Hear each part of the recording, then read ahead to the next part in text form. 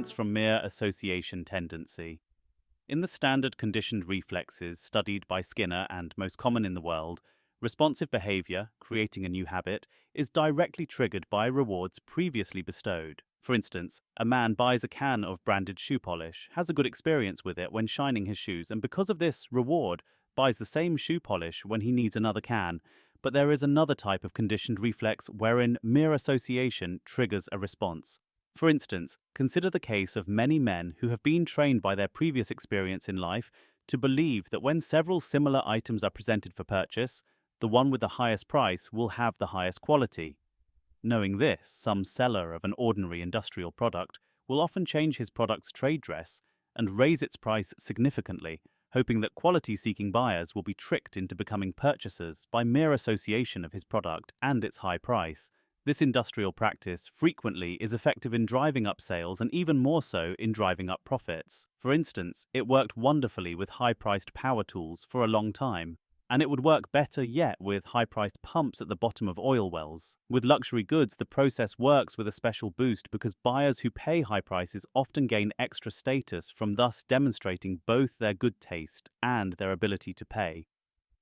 Even association that appears to be trivial, if carefully planned, can have extreme and peculiar effects on purchasers of products. The target purchaser of shoe polish may like pretty girls, and so he chooses the polish with the pretty girl on the can or the one with the pretty girl in the last ad for shoe polish that he saw. Advertisers know about the power of mere association. You won't see Coke advertised alongside some account of the death of a child. Instead, Coke ads picture life as happier than reality.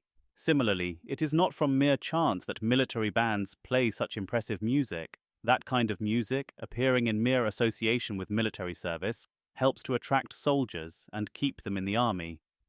Most armies have learned to use mere association in this successful way. However, the most damaging miscalculations from mere association do not ordinarily come from advertisers and music providers.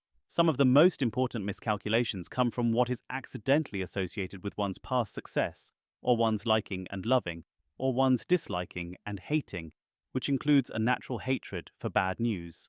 To avoid being misled by the mere association of some fact with past success, use this memory clue. Think of Napoleon and Hitler when they invaded Russia after using their armies with much success elsewhere. And there are plenty of mundane examples of results like those of Napoleon and Hitler.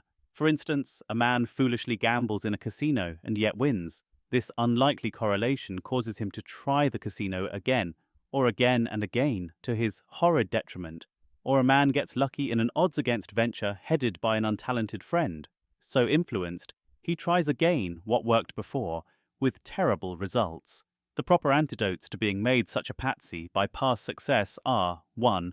To carefully examine each past success, looking for accidental, non-causative factors associated with such success that will tend to mislead as one appraises odds implicit in a proposed new undertaking, and 2.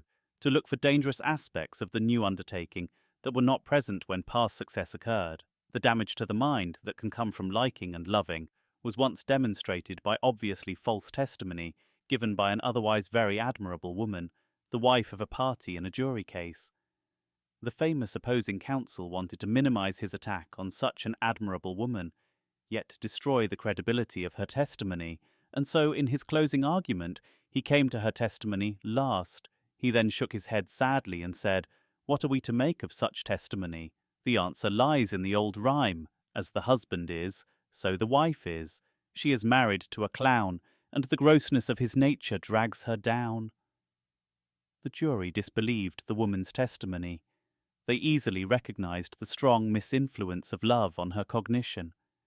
And we now often see even stronger misinfluence from love as tearful mothers, with heartfelt conviction, declare before TV cameras the innocence of their obviously guilty sons. People disagree about how much blindness should accompany the association called love. In Poor Richard's Almanac, Franklin counseled, "Keep your eyes wide open before marriage and half shut thereafter." Perhaps this eyes half shut solution is about right, but I favor a tougher prescription. See it like it is and love anyway.